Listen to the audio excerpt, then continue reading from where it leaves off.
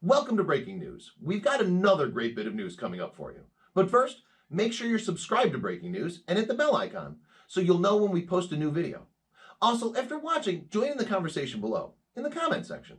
Now, here's your news. Teen boys notice a fire and leap into the flames seconds later. They're pulling off a miracle.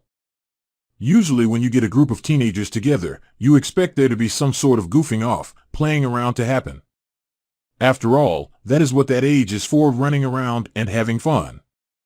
But for 4 Oklahoma teenagers, being bored ended up helping them become heroes.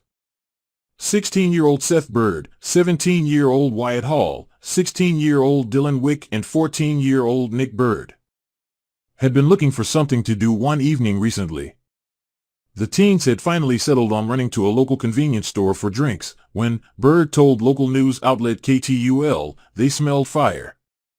It smelled kind of like burning rubber. Then, we heard the house alarm go off, Wick said. For 90-year-old Catherine Ritchie, that moment saved her. Ritchie, who had lived in her home for more than 58 years, had been getting ready for bed.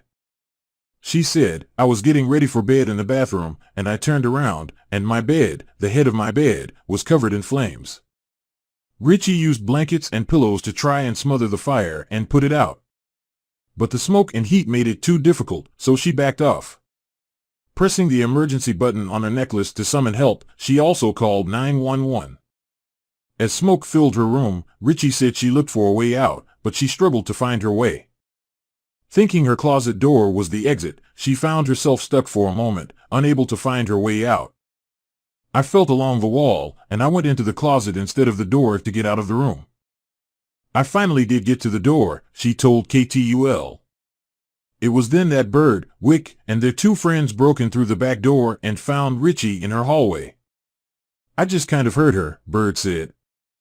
"I went to the right of the house, and no one was there. I went to the left of the house, and I saw her in the hallway, so I just grabbed her and took her to Seth. This young boy was right there," Ritchie said. "He picked me up, and I said, 'I can walk,' and he said, 'We're getting out of here.' Ritchie made it out safely. So did the boys, and firefighters stopped the flames before they spread. The following day, the teenagers returned to the scene. Ever since that night, my life has just changed. For the better," Hall said, as he looked at the burned mattress that was left behind in Ritchie's room.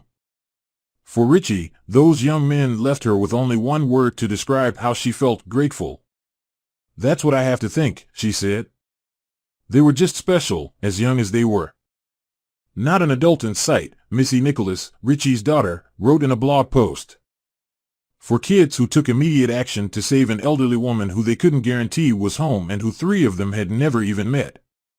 Kids who are told about all the things they aren't old enough to do, saved the life of the most precious and beloved woman we know, she wrote. "Thank you for your selfless acts of heroism and courage. Thank you for not allowing this to be the tragic end to our mother's amazing life. Thank you for staying with her, hugging her, and helping her feel less alone until we could get to her," Nicholas wrote. Nicholas signed the blog on behalf of all of her mother's 10 children and 42 grandchildren.